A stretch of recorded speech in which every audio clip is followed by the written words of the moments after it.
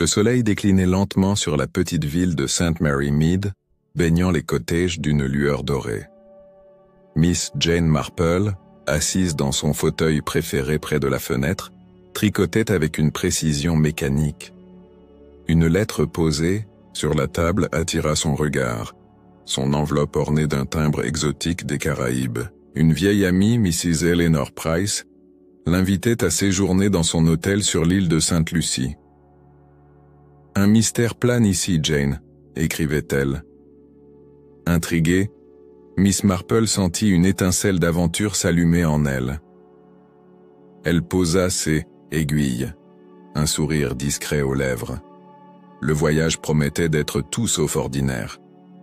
Le lendemain, Miss Marple prépara ses valises avec soin, glissant un carnet et un stylo parmi ses châles. Elle n'était pas femme à ignorer un appel au mystère. À l'heure du thé, sa nièce Lucie passa la voir, s'inquiétant de ce voyage impromptu. « Tante Jane, à votre âge, les Caraïbes » s'exclama-t-elle. Mais Miss Marple, avec un regard malicieux, répondit que l'âge n'était qu'une question de perspective. Elle monta dans le train pour Londres, le cœur léger, prête à embarquer, pour une île où le sable blanc cachait peut-être des secrets sombres. L'aéroport de Londres bruissait d'agitation. Miss Marple observa les voyageurs, notant leurs gestes, leurs regards. Un homme en costume blanc, nerveux, attira son attention. Il serrait une mallette comme si sa vie en dépendait. Était-ce un hasard ou un signe? Elle monta à bord de l'avion, s'installant près d'un hublot. Les nuages défilaient, et son esprit vagabondait déjà vers Sainte-Lucie. Mrs. Price avait mentionné des disparitions étranges à l'hôtel. Rien de concret, mais assez pour piquer la curiosité d'une détective, amateur comme elle. À son arrivée, l'air chaud et salé des Caraïbes l'enveloppa. Un chauffeur l'attendait, tenant une pancarte à son nom. Il l'emmena à l'hôtel des Palmiers, un bâtiment colonial entouré de cocotiers. Eleanor Price l'accueillit avec effusion, mais ses yeux trahissaient une inquiétude. « Jane, je suis si heureuse que tu sois là, » murmura-t-elle. Miss Marple remarqua les regards furtifs des employés. Quelque chose n'allait pas. Elle serra la main de son amie, déterminée à percer le mystère. Le dîner ce soir-là fut somptueux. Poissons grillés, fruits tropicaux et rhum local. Les 7 autres clients, un mélange de touristes britanniques et d'expatriés, discutaient bruyamment. Miss Marple écoutait, son apparence frêle masquant une attention aiguisée. Un couple, les Thompson, parlait à voix basse d'un bijou perdu. Un autre, un certain Mr. Carver, semblait éviter tout contact. Elle nota ces détails dans son carnet, sous prétexte d'écrire une lettre. Chaque mot, chaque regard était une pièce du puzzle. Plus tard, dans sa chambre, Miss Marple ouvrit les rideaux pour admirer la mer scintillant sous la lune. Un cri perça soudain la nuit venant de la plage. Elle se pencha à la fenêtre mais ne vit rien d'autre que des ombres mouvantes.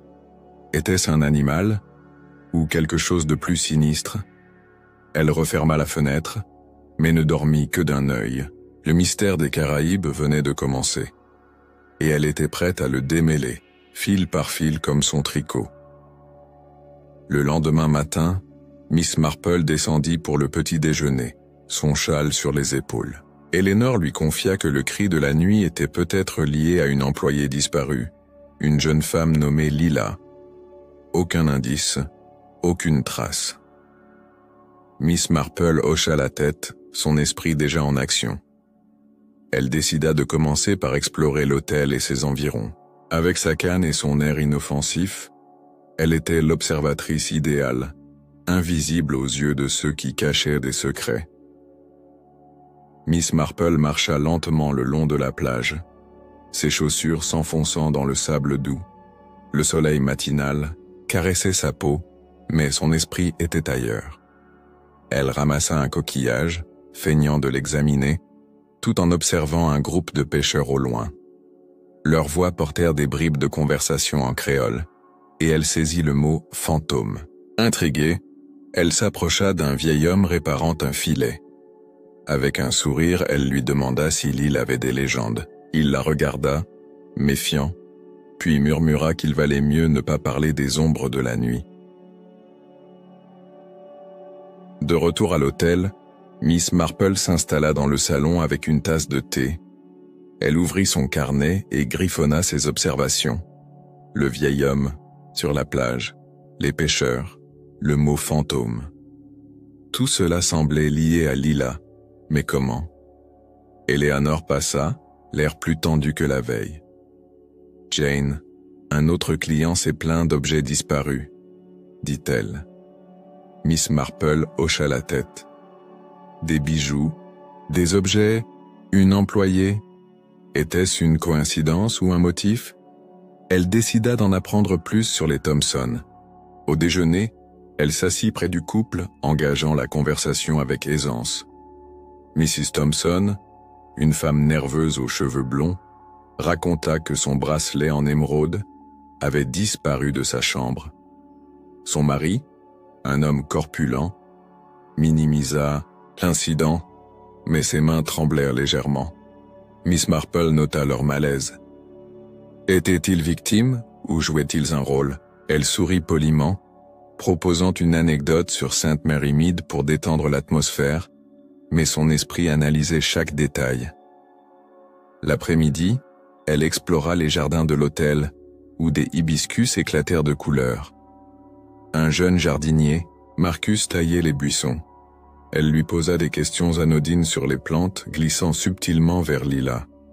Marcus baissa les yeux, disant qu'elle était partie sans prévenir. Miss Marple sentit qu'il en savait plus. Elle lui offrit un sourire encourageant, mais il s'éloigna rapidement. Ce garçon était une clé, elle en était sûre. Mais comment le faire parler? Le soir, un spectacle de danse locale eut lieu dans la cour. Les tambours résonnaient et les clients applaudissaient. Miss Marple observa M. Carver, toujours isolé, un verre à la main. Il semblait surveiller quelqu'un. Était-ce Eleanor ou un autre client? Elle croisa son regard un instant, et il détourna les yeux. Un frisson la parcourut. Cet homme cachait quelque chose, et elle était déterminée à découvrir quoi. Après le spectacle, elle monta dans sa chambre, mais s'arrêta en entendant des pas dans le couloir. Elle entr'ouvrit sa porte et vit une silhouette disparaître au coin. Était-ce Carver ou quelqu'un d'autre? Elle referma la porte, le cœur battant. Le mystère s'épaississait, et chaque indice semblait mener à une nouvelle question. Elle s'assit à son bureau relisant ses notes. Lila, les Thompson, Carver. Tous étaient liés, mais le fil restait insaisissable. Avant de se coucher, Miss Marple regarda par la fenêtre. La mer était calme, mais une ombre bougea près des palmiers. Elle plissa les yeux, mais l'ombre disparut. Était-ce son imagination? Non, elle en était certaine. Quelqu'un rôdait. Elle ferma les rideaux, plus résolue que jamais. Demain, elle creuserait plus loin, car à Sainte-Lucie, même le paradis avait ses secrets. Le troisième jour, Miss Marple se leva tôt, déterminée à en apprendre plus sur Lila. Elle descendit à la réception, où une jeune employée, Sophie, triait des papiers. Avec son air affable, Miss Marple demanda des nouvelles de l'île, glissant une question sur Lila. Sophie pâlit légèrement, disant qu'elle était une amie proche, mais qu'elle ne savait rien de sa disparition. Miss Marple remarqua ses mains, nerveuses. Sophie mentait-elle par peur ou par loyauté? Elle décida de la surveiller discrètement. Au petit déjeuner, elle s'assit près d'un couple de retraités britanniques, les Hartley. Ils parlaient d'une vieille plantation abandonnée à quelques kilomètres. « On dit qu'elle est maudite », plaisanta M. Hartley. Miss Marple sourit, mais son intérêt s'éveilla. Une plantation abandonnée pouvait être un refuge pour quelqu'un ou quelque chose. Elle nota l'information, décidant de s'y rendre bientôt. Peut-être y trouverait-elle un indice sur Lila ou les disparitions. Dans la matinée, elle accompagna Eleanor à un marché local.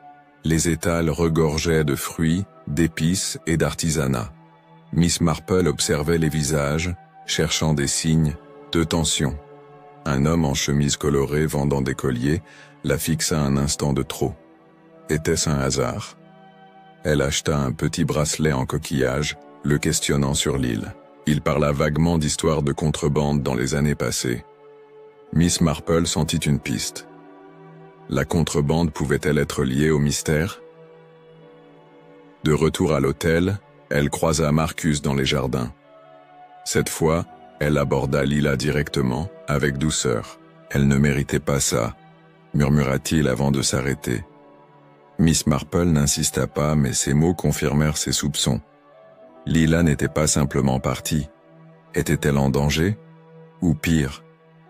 Elle remercia Marcus et s'éloigna, son esprit tournant à plein régime. Chaque conversation apportait une pièce, mais le puzzle restait incomplet. Au déjeuner, Mr. Carver s'assit à une table voisine. Miss Marple l'observa à la dérobée. Il lisait un journal, mais ses yeux scrutaient la salle. Elle feignit de faire tomber sa serviette pour l'approcher. « Belle journée, n'est-ce pas ?» dit-elle. Il grogna une réponse, mais elle nota une cicatrice sur sa main. Un détail à retenir. Cet homme n'était pas un simple touriste. Elle en était convaincue. Mais quel était son rôle dans cette affaire? Le soir, Eleanor organisa une promenade en bateau pour les clients. Miss Marple s'y joignit, observant les interactions. Les Thompson semblaient plus détendus, mais Mrs. Thompson serrait son sac contre elle. Avait-elle peur d'un nouveau vol? Sur le pont, Miss Marple surprit une conversation entre deux employés mentionnant un patron qui donnait des ordres. Était-ce une référence à Eleanor? Ou à quelqu'un d'autre? Elle grava ces mots dans sa mémoire. De retour à sa chambre, Miss Marple relut ses notes. Lila, la plantation, Carver, la contrebande. Tout convergeait vers un secret enfoui. Elle entendit un bruit dehors, comme un frottement. Ouvrant la porte, elle ne vit rien, mais une odeur de tabac flottait dans l'air. Quelqu'un était passé. Elle referma la porte, un sourire aux lèvres. Le mystère des Caraïbes se resserrait, et elle était prête à tirer le fil jusqu'au bout. Miss Marple décida de visiter la plantation abandonnée. Eleanor arrangea un chauffeur, un homme taciturne nommé Paul. En chemin, les routes serpentèrent à travers une jungle dense où les oiseaux chantaient des mélodies étranges. Miss Marple posa des questions sur l'île, mais Paul restait évasif. Arrivée à la plantation, elle découvrit une maison délabrée, envahie par les lianes. Une sensation de malaise l'envahit, mais elle avança, sa canne frappant le sol avec détermination. À l'intérieur, l'air était lourd, chargé de poussière. Miss Marple explora les pièces, notant des traces récentes dans la saleté. Quelqu'un était venu ici, et récemment. Dans une chambre, elle trouva un mouchoir brodé d'un L. Lila? Son pouls s'accéléra. Elle glissa le mouchoir dans son sac, bien décidée à le montrer à Sophie. Cet indice était précieux, mais dangereux. Qui d'autre savait pour cet endroit? En sortant, elle remarqua des marques de pneus près de la maison. Une voiture était venue, peut-être plusieurs fois. Était-ce un lieu de rendez-vous? Ou un cachot? Elle prit des notes, esquissant le plan de la plantation. Paul l'attendait, appuyé contre la voiture, mais ses yeux scrutèrent la jungle. Miss Marple sourit innocemment, montant dans la voiture. Cet homme savait quelque chose, mais elle devrait être patiente pour le découvrir. De retour à l'hôtel, elle aborda Sophie à la réception. Montrant le mouchoir, elle observa sa réaction. Sophie blêmit, confirmant que c'était celui de Lila. « Où l'avez-vous trouvé ?» demanda-t-elle, la voix tremblante. Miss Marple resta vague, disant qu'elle l'avait ramassé par hasard. Sophie semblait terrifiée. Était-elle impliquée ou simplement effrayée? Miss Marple la rassura, mais nota son trouble. Un autre fil à tirer. Au dîner, les Thompson étaient absents, ce qui intrigua Miss Marple. Elle interrogea Eleanor, qui dit qu'ils étaient partis en excursion. Était-ce vrai? Où avait-il fui? Mr. Carver, lui, était là, discutant avec un homme qu'elle n'avait jamais vu. Leur conversation s'arrêta lorsqu'elle passa près d'eux. Elle feignit de ne rien remarquer, mais son esprit enregistrait tout. Ces deux hommes formaient-ils une équipe? Plus tard, dans sa chambre, Miss Marple examina le mouchoir sous une lampe. Les initiales étaient finement brodées, un travail soigné. Lila n'était pas une simple employée, elle en était sûre. Elle entendit un bruit dehors comme des pas sur le gravier. Ouvrant la fenêtre, elle vit une silhouette s'éloigner vers la plage. Était-ce Paul ou Carver? Elle referma la fenêtre, déterminée à suivre cette piste demain. Avant de dormir, elle relut ses notes, ajoutant le mouchoir et les marques de pneus. La plantation était au cœur du mystère. Elle le sentait. Mais qui tirait les ficelles? Lila était-elle encore en vie? Miss Marple ferma les yeux, son esprit tricotant les indices comme un châle complexe. Demain, elle irait plus loin, car le mystère des Caraïbes refusait de se laisser dénouer facilement.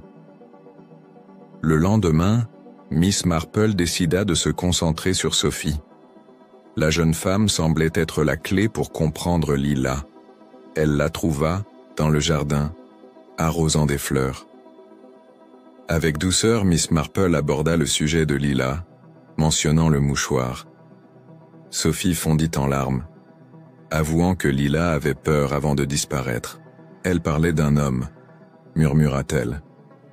Miss Marple fronça les sourcils. Carver? Ou quelqu'un d'autre? Elle consola Sophie, gagnant sa confiance. Au petit déjeuner, les Thompson étaient de retour, mais tendus. Miss Marple s'assit, près d'eux, glissant une remarque sur les excursions. Mrs. Thompson bafouilla, disant qu'ils avaient visité une cascade. Son mari la coupa, changeant de sujet. Leur malaise était palpable. Miss Marple sourit, mais nota leur mensonge. Où étaient-ils vraiment allés? Elle décida de vérifier leurs allées dans la matinée. Elle explora la bibliothèque de l'hôtel, un lieu calme où elle pouvait réfléchir. Elle trouva un vieux livre sur l'histoire de Sainte-Lucie, mentionnant des réseaux de contrebande dans les années 50. Était-ce une coïncidence? Elle nota des noms de lieux, dont une crique isolée près de la plantation. Peut-être un endroit à visiter?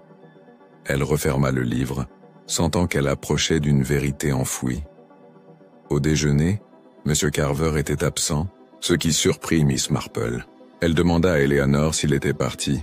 « Oh, il est juste en ville », répondit-elle, mais son ton manquait de conviction. Miss Marple hocha la tête, mais son instinct lui soufflait que Carver était impliqué dans quelque chose de louche. Elle décida de fouiller discrètement sa chambre, si l'occasion se présentait. Une vieille dame comme elle pouvait se permettre quelques audaces. L'après-midi, elle accompagna un groupe de clients à une sortie snorkeling. Sous l'eau, les coraux brillaient, mais Miss Marple observait les gens. Un employé, Joshua, semblait nerveux, jetant des regards vers la côte. Était-il impliqué? De retour à l'hôtel, elle l'approcha, posant une question sur les poissons. Il répondit distraitement, confirmant ses soupçons. Joshua cachait quelque chose, peut-être lié à la crique. Le soir, un orage éclata, les éclairs illuminant la mer. Miss Marple resta dans sa chambre, relisant ses notes. Sophie, les Thompson, Carver, la crique. Tout formait un motif mais flou. Elle entendit un coup à sa porte. C'était Eleanor, trempée, l'air paniqué. « Jane, il y a eu un incident. À la plage, dit-elle. » Miss Marple enfila son châle, prête à affronter la tempête. Un nouvel indice l'attendait et elle ne reculerait pas. Sur la plage, un bateau échoué gisait sous la pluie. Les employés chuchotaient, mais Miss Marple remarqua des traces de pas menant à la jungle. Quelqu'un avait fui. Elle suivit les traces des yeux, mémorisant leur direction. Le mystère s'accélérait, et elle sentait que la vérité était proche. Demain, elle explorerait la crique, car quelque chose lui disait que Lila, ou son secret, s'y trouvait. Miss Marple se réveilla avec une détermination renouvelée. La crique mentionnée dans le livre était sa prochaine destination. Elle convainquit Eleanor d'organiser une promenade matinale pour les clients, prétextant un intérêt pour les oiseaux. En réalité, elle voulait explorer seule. Paul, le chauffeur, la conduisit près de la crique, mais elle sentit son regard pesant. Était-il complice? Elle descendit, sa canne en main, et s'enfonça dans un sentier étroit. La crique était sauvage, bordée de rochers noirs. Miss Marple marcha prudemment, notant des traces de pas fraîches. Quelqu'un était venu récemment. Près d'une grotte, elle trouva un mégot de cigarette, marqué d'une marque étrangère. Carver fumait-il? Elle glissa le mégot dans un mouchoir, son esprit bouillonnant. Cette crique était un lieu de rendez-vous peut-être pour la contrebande. Lila y était-elle venue? En explorant la grotte, elle découvrit une caisse en bois entr'ouverte. À l'intérieur, des bijoux scintillaient, dont un bracelet en émeraude. Les Thompson. Était-ce leur butin ou une preuve contre eux? Elle referma la caisse, prenant soin de ne laisser aucune trace. Son cœur battait vite. Ce n'était pas une simple affaire de vol, mais quelque chose de plus vaste. Elle quitta la grotte, mémorisant chaque détail. De retour à l'hôtel, elle croisa Joshua, l'employé nerveux. Elle lui posa une question sur la crique, observant sa réaction. Il pâlit, bafouillant qu'il n'y allait jamais. Un mensonge évident. Miss Marple sourit, le laissant partir. Joshua était impliqué, peut-être un pion dans un jeu plus grand. Elle nota son nom à côté de celui de Carver. Les pièces du puzzle s'assemblaient, mais lentement. Au déjeuner, elle s'assit près des Hartley, qui parlaient d'un yacht aperçu au large. Miss Marple tendit l'oreille. Un yacht pouvait être lié à la contrebande. Elle demanda innocemment s'il venait souvent. Mr. Hartley haussa les épaules, mais mentionna un nom, l'Étoile Noire. Miss Marple grava ce nom dans sa mémoire. Était-ce le bateau échoué hier? Ou un autre? Le soir, elle parla à Eleanor, mentionnant la crique sans révéler la caisse. Eleanor sembla troublée, disant que c'était un endroit dangereux. Miss Marple hocha la tête, mais son instinct lui soufflait qu'Eleanor en savait plus. Était-elle impliquée ou simplement inquiète? Elle décida de la surveiller, tout en restant son amie. Le mystère demandait de la finesse et elle excellait dans cet art. Avant de dormir, Miss Marple relut ses notes. La crique, les bijoux, Joshua, l'Étoile Noire. Tout pointait vers un réseau organisé. Lila avait-elle découvert quelque chose? Était-elle encore en vie? Un bruit dehors la fit sursauter. Elle ouvrit la fenêtre, mais ne vit rien. Pourtant, l'odeur de tabac était là. Encore. Quelqu'un la surveillait. Miss Marple décida de confronter Sophie plus directement. Elle la trouva à la blanchisserie pliant des serviettes. Avec tact, elle mentionna la crique et le mouchoir. Sophie fondit en larmes, avouant que Lila travaillait pour quelqu'un de puissant. Elle voulait arrêter, murmura-t-elle. Miss Marple fronça les sourcils. Un patron? Carver? Elle rassura Sophie, mais son esprit s'emballa. Lila était au cœur d'un complot. Au petit déjeuner, elle observa les Thompson. Mrs. Thompson semblait épuisée, son mari agité. Miss Marple glissa une remarque sur les bijoux volés, guettant leur réaction. Ils se crispèrent, confirmant ses soupçons. Le bracelet dans la crique était le leur, mais était-il voleur ou victime?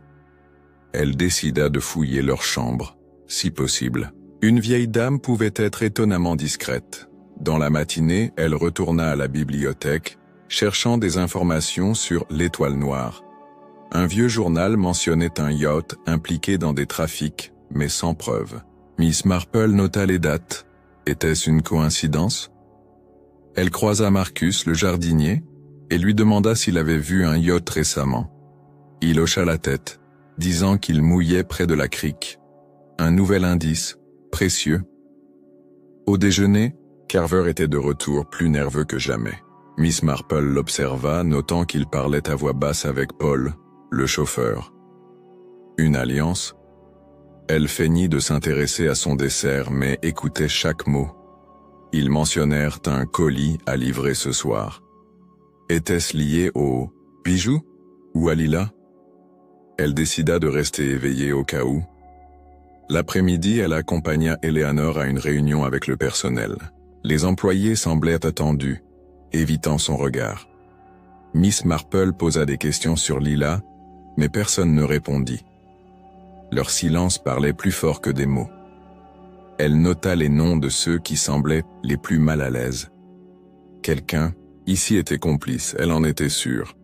Mais qui? Le soir, elle resta dans sa chambre, guettant les bruits. Vers minuit, elle entendit des pas dans le couloir, puis une voiture démarrer. Elle ouvrit sa fenêtre, apercevant une ombre près du parking. Était-ce Carver ou Paul? Elle referma la fenêtre, notant l'heure. Demain, elle suivrait cette piste, car le colis pouvait être la clé du mystère. Avant de dormir, Miss Marple relut ses notes. Sophie, les Thompson, Carver, l'étoile noire. Tout formait un réseau, et Lila en était le centre. Était-elle une victime ou une complice? Un frisson la parcourut. Le danger était proche, mais elle était prête.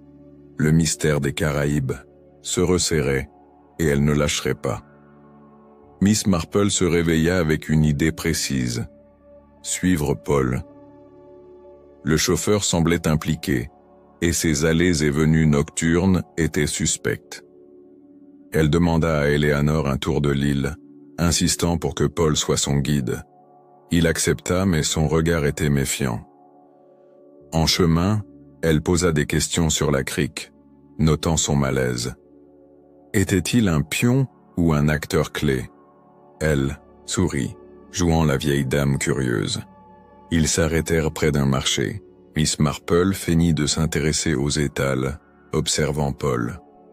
Il parla à un homme en chemise noire, échangeant une enveloppe.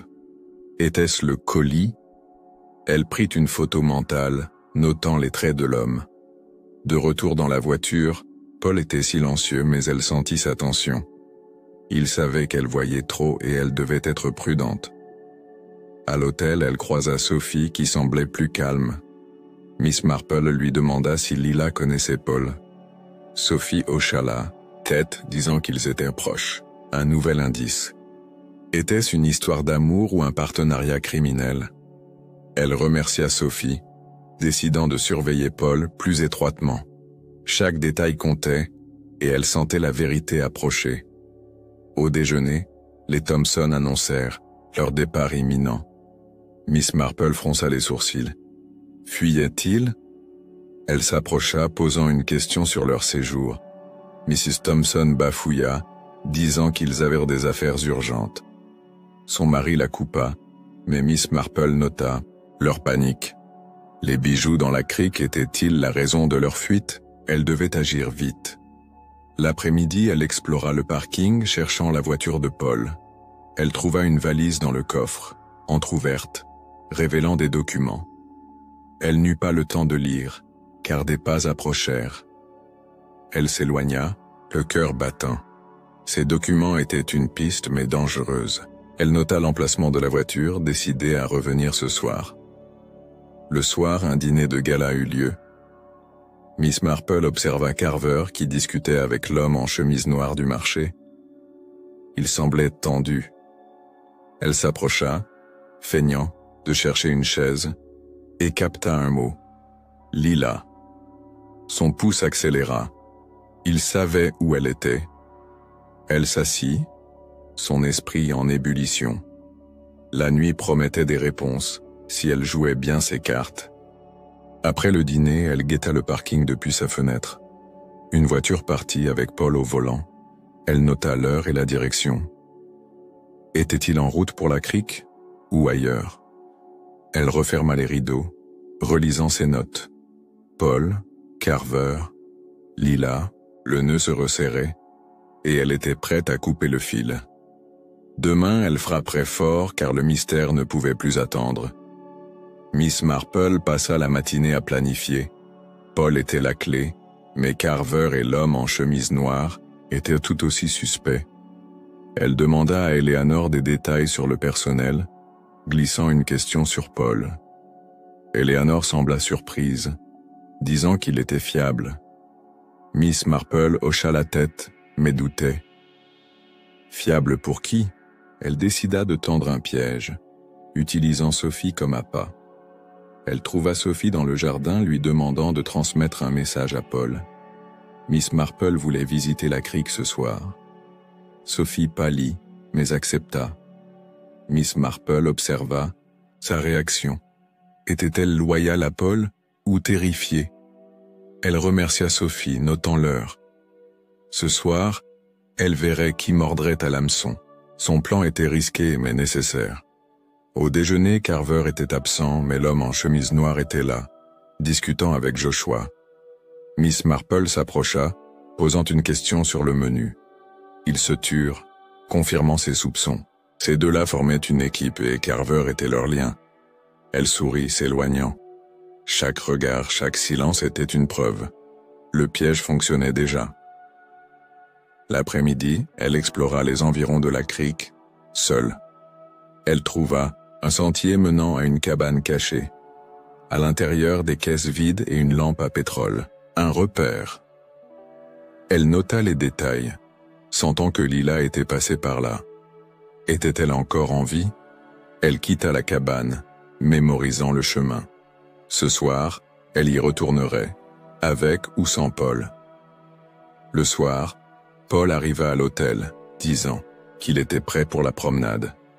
Miss Marple monta dans sa voiture, son châle sur les épaules. En chemin, elle posa des questions sur Lila, guettant sa réaction. Il resta impassible, mais ses mains serrèrent le volant. Était-il nerveux? À la crique, il s'arrêta, disant qu'il devait vérifier quelque chose. Miss Marple sourit. Le piège se refermait. Dans la crique, elle feignit de s'intéresser aux étoiles, observant Paul. Il s'éloigna vers la cabane où une lumière s'alluma. Miss Marple suivit discrètement, son cœur battant. À l'intérieur, elle entendit des voix. Paul et Carver. Ils parlaient de terminer le travail. Était-ce Lila? Elle s'approcha, mais une brindille craqua sous son pied. Les voix se turant. Elle retint son souffle, prête à tout. Elle s'éloigna rapidement, regagnant la voiture. Paul revint, l'air méfiant. « On devrait rentrer, » dit-il. Miss Marple hocha la tête, jouant l'innocente. Dans sa chambre, elle relut ses notes, ajoutant la cabane et la conversation. Le mystère touchait à sa fin, mais le danger était à son comble. Demain, elle confronterait Carver, car Lila, vivante ou non, méritait la vérité. Miss Marple passa la matinée à rassembler ses indices. La cabane, Paul, Carver, les bijoux, tout pointait vers un trafic organisé, avec Lila comme victime ou complice. Elle décida de parler à Eleanor, révélant une partie de ses soupçons. Eleanor sembla choquée mais promit d'enquêter. Miss Marple hocha la tête mais doutait. Était-elle sincère? Elle nota son trouble, gardant Eleanor sur sa liste. Au petit déjeuner, elle s'assit près des Hartley, posant une question sur l'étoile noire. Mrs. Hartley mentionna l'avoir vue près de la crique hier. Miss Marple fronça les sourcils. Le yacht était la pièce manquante. Était-il le centre du trafic? Elle remercia les Hartley, son esprit en ébullition. Ce soir, elle vérifierait le port, si possible. Dans la matinée, elle croisa Joshua, l'employé nerveux. Elle lui demanda s'il connaissait l'étoile noire. Il pâlit, bafouillant qu'il n'en savait rien. Un mensonge. Miss Marple sourit, le laissant partir. Joshua était un maillon faible, et elle l'utiliserait. Elle nota son nom à côté de celui de Carver. Le réseau se dévoilait et elle était prête à le démanteler. Au déjeuner, Carver était de retour, discutant avec l'homme en chemise noire. Miss Marple s'approcha, feignant de chercher une serviette. Elle capta un mot. Demain. Était-ce une livraison? Ou pire? Elle s'assit, son pouce accélérant. Ce soir, Elle suivrait Carver, car il était le cerveau. Elle en était sûre. Le mystère touchait à sa fin, et elle ne reculerait pas. L'après-midi, elle explora le port avec un groupe de clients. Le yacht. L'étoile noire était là, ancrée au large. Elle nota son emplacement, observant les allées et venues. Un homme monta à bord, ressemblant à Paul. Était-ce lui? Elle prit une photo mentale, mémorisant les détails. Ce yacht était la clé, et elle le prouverait. Le soir, elle guetta Carver depuis sa fenêtre. Il sortit vers minuit, montant dans une voiture. Miss Marple suivit à pied, restant dans l'ombre. Il s'arrêta près de la cabane, où une lumière brillait. Elle s'approcha, entendant des voix. Carver parlait de nettoyer les traces. Son cœur se serra. Lila était-elle en danger? Elle s'éloigna, notant tout. Dans sa chambre, Miss Marple relut ses notes. L'étoile noire, Carver, la cabane. La vérité était là, mais dangereuse. Elle ferma les rideaux, un sourire aux lèvres. Demain, elle frapperait, car le mystère des Caraïbes avait assez duré. Lila méritait justice, et Miss Marple la lui offrirait fil par fil comme un châle parfaitement tricoté. Miss Marple passa la matinée à planifier son coup final. Carver était le pivot, mais Paul et Joshua étaient ses complices. Elle demanda à Eleanor d'organiser une réunion avec le personnel, prétextant un problème de service.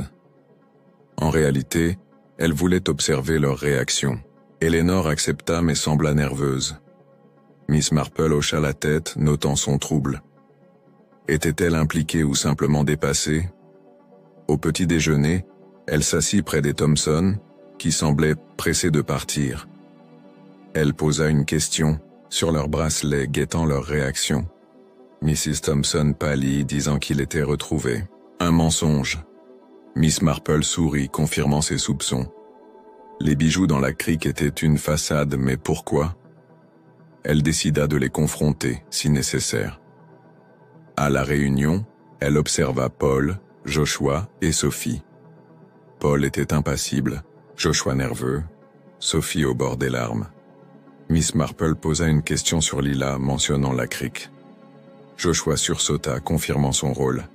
Elle sourit, jouant l'innocente.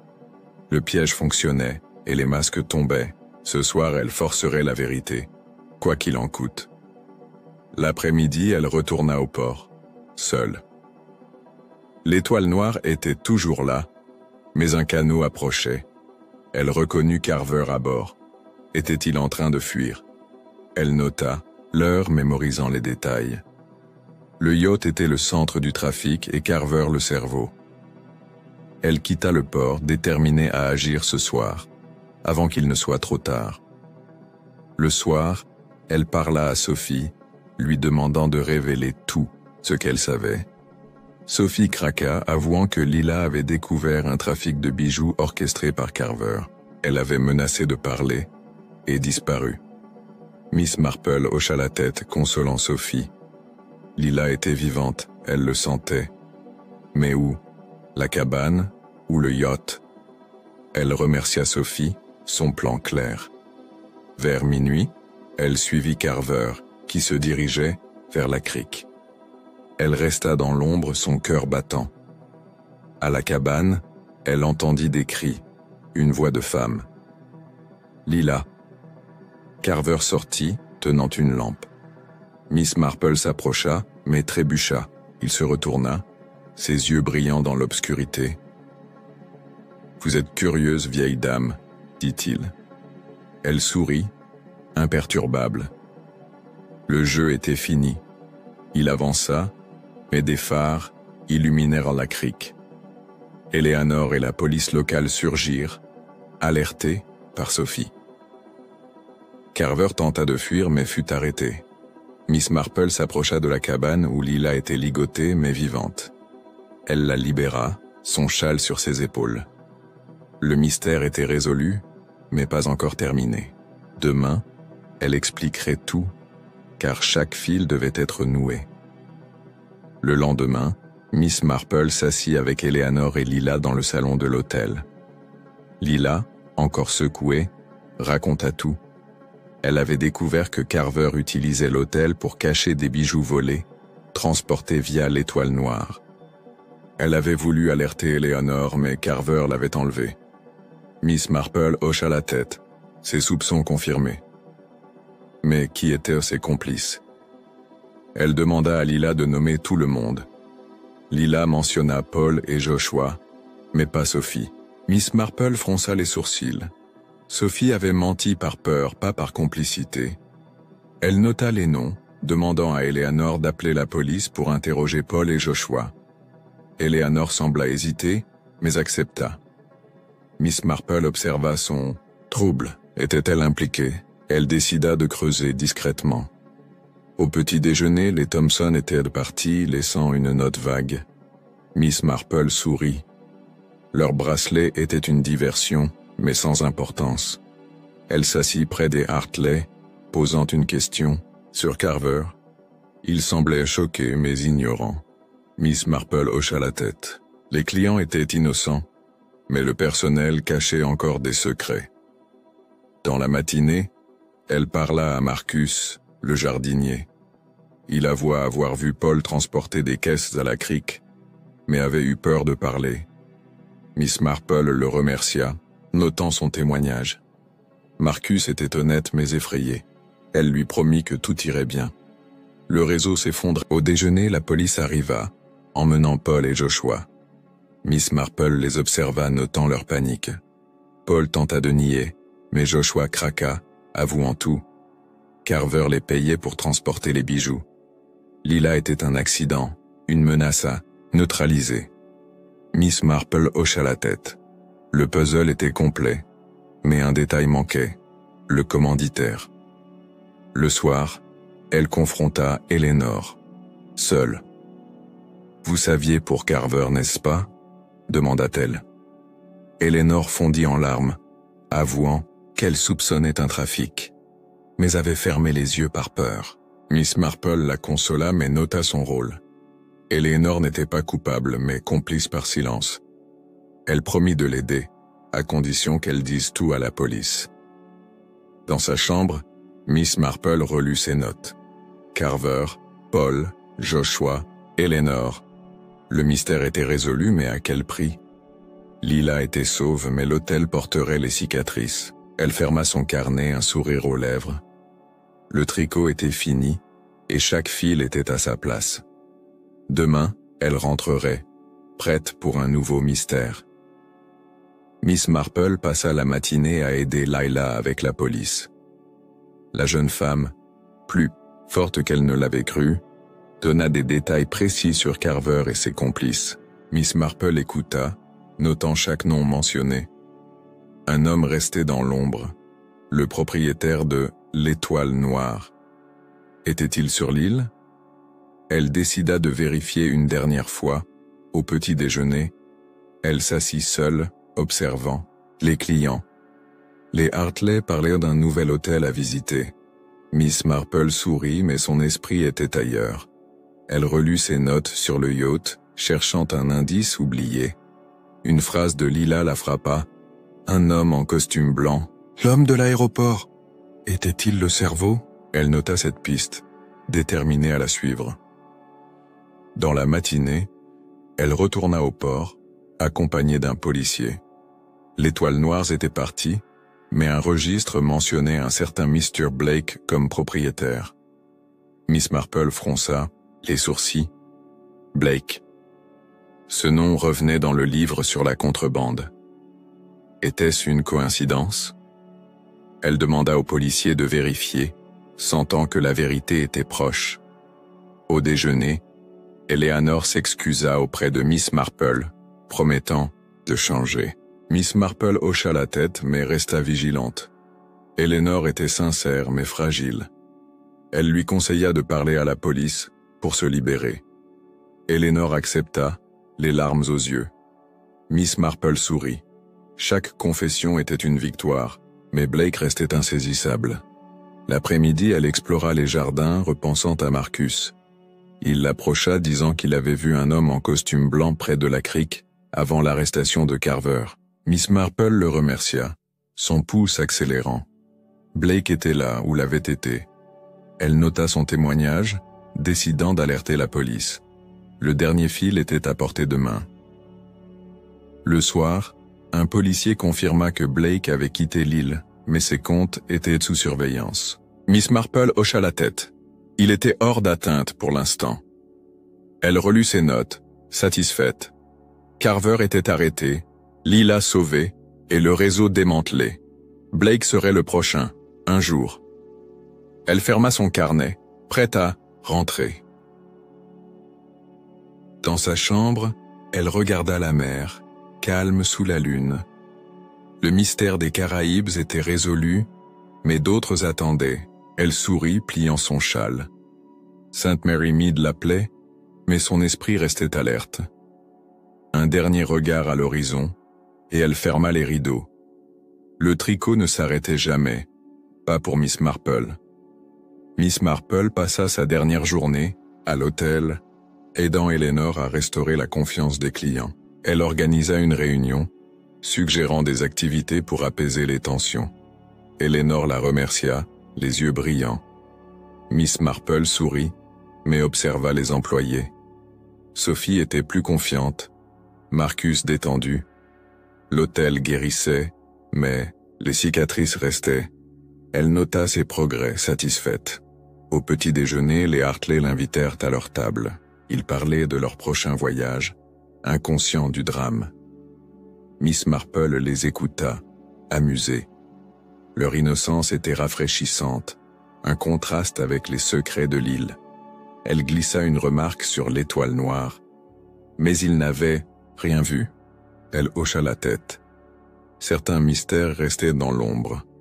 Dans la matinée, elle parla à Lila, qui envisageait de rentrer chez elle. Miss Marple l'encouragea, lui conseillant de témoigner contre Blake si possible. Lila hocha la tête, déterminée. Miss Marple sourit. Cette jeune femme était une survivante, comme elle. Elle lui offrit un petit bracelet en coquillage, un souvenir de courage. Lila le serra contre elle, émue. Au déjeuner, un policier apporta des nouvelles. Paul et Joshua avaient avoué des détails sur Blake. Miss Marple écouta, notant chaque mot. Blake était un contrebandier notoire, mais prudent. Elle remercia le policier, sentant que justice serait faite un jour. Pour l'instant, Carver était en prison et c'était assez. Elle relut ses notes, complétant le puzzle. L'après-midi, elle explora la plage une dernière fois, ramassant un coquillage. Le vieil homme du début était là réparant son filet. Elle lui sourit, disant que l'île était plus calme. Il hocha la tête, murmurant que les fantômes s'étaient tus. Miss Marple rit doucement.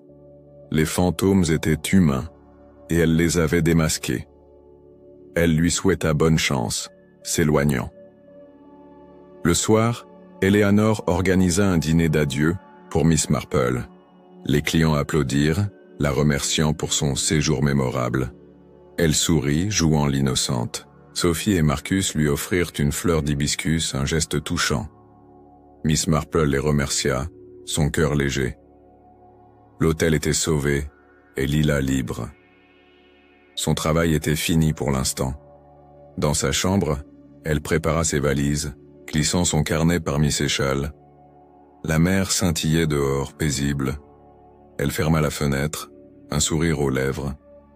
Le mystère des Caraïbes était clos, mais d'autres l'attendaient. Elle s'endormit, rêvant de Sainte Mary Mead, où chaque cottage cachait un secret, prêt à être tricoté.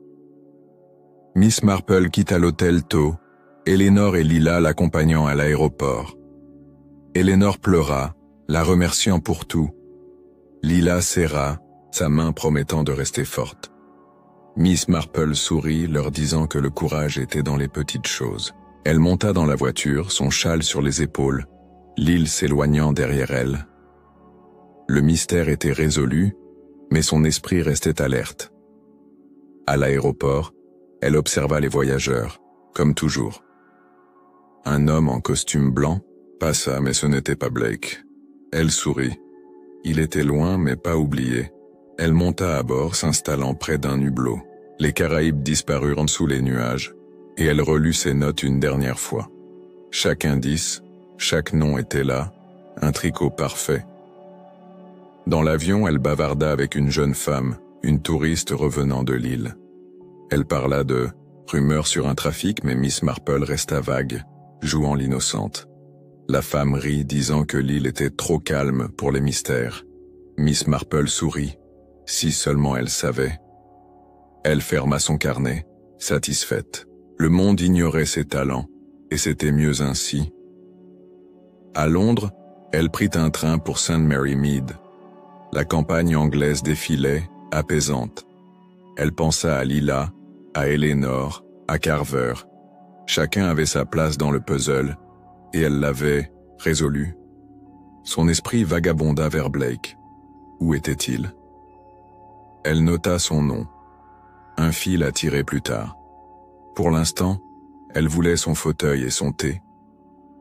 À la gare, Lucy l'attendait, inquiète. « Tante Jane, vous êtes bronzée !» s'exclama-t-elle. Miss Marple rit, disant que le soleil des Caraïbes était généreux. Elles rentrèrent et elle s'installa près de la fenêtre tricotant. Lucy posa des questions, mais Miss Marple resta évasive. Les mystères étaient pour elle, pas pour les bavardages. Le soir, elle ouvrit son carnet, relisant l'aventure. La crique, l'étoile noire, Lila. Chaque moment était gravé. Elle sourit, fermant le carnet. St. Mary Mead était calme, mais elle savait que ça ne durerait pas. Un mystère finissait, un autre commençait. Elle prit ses aiguilles, prête pour le prochain fil. Avant de dormir, elle regarda par la fenêtre. La lune brillait comme dans les Caraïbes. Elle pensa à Blake, à ses complices. Ils pouvaient courir mais pas se cacher. Miss Marple ferma les rideaux, son sourire intact. Le monde était un tricot, et elle en était la tisseuse, toujours. De retour à St. Mary Mead, Miss Marple reprit ses habitudes, mais son esprit restait aux Caraïbes. Elle reçut une lettre de Lila, disant qu'elle témoignait contre Carver. Miss Marple sourit, rangeant la lettre.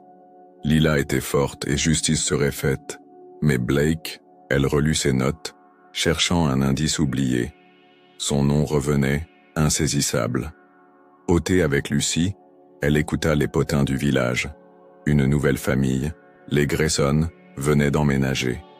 Lucy parla d'un homme en costume élégant, vu près de leur maison. Miss Marple fronça les sourcils. Blake?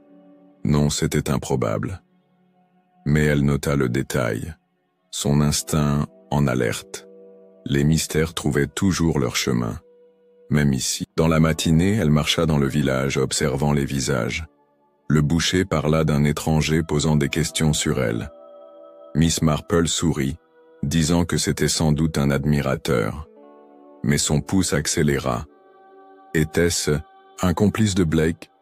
Elle rentra, relisant ses notes sur l'étoile noire. Chaque fil menait à lui, et il savait qu'elle savait. Au déjeuner, elle reçut un appel d'Eleanor. L'hôtel prospérait, mais un client avait mentionné Blake. Miss Marple hocha la tête, notant l'information. Il était toujours actif, mais prudent. Elle conseilla à Eleanor de rester vigilante, promettant de l'aider si besoin. Le mystère des Caraïbes n'était pas fini, pas encore. L'après-midi, elle explora la bibliothèque du village, cherchant des livres sur la contrebande. Un article mentionnait Blake comme un financier discret, lié à des ports caribéens. Miss Marple sourit. Il était malin, mais pas invisible. Elle nota les noms de ses associés, décidant d'écrire à un vieil ami policier pour vérifier. L'heure, soir, Lucy passa, inquiète. « Tante Jane, vous semblez distraite, » dit-elle. Miss Marple rit, disant que le tricot occupait son esprit, mais ses pensées étaient à Blake, à ses complices. Elle relut ses notes, ajoutant l'étranger du village. Était-il lié? Elle ferma son carnet, déterminée. Le mystère suivait. Et elle suivrait aussi. Avant de dormir, elle regarda la lune comme dans les Caraïbes. Blake était là quelque part, tissant son propre tricot. Elle sourit, fermant les rideaux. Il pouvait jouer, mais elle gagnerait. St. Mary Mead était son terrain, et Miss Marple ne perdait jamais. Pas quand les fils étaient ainsi clairs.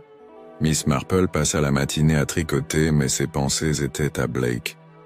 L'étranger du village l'intriguait. Elle demanda à Lucy des détails sur les Grayson. Lucy parla d'un homme discret, souvent absent.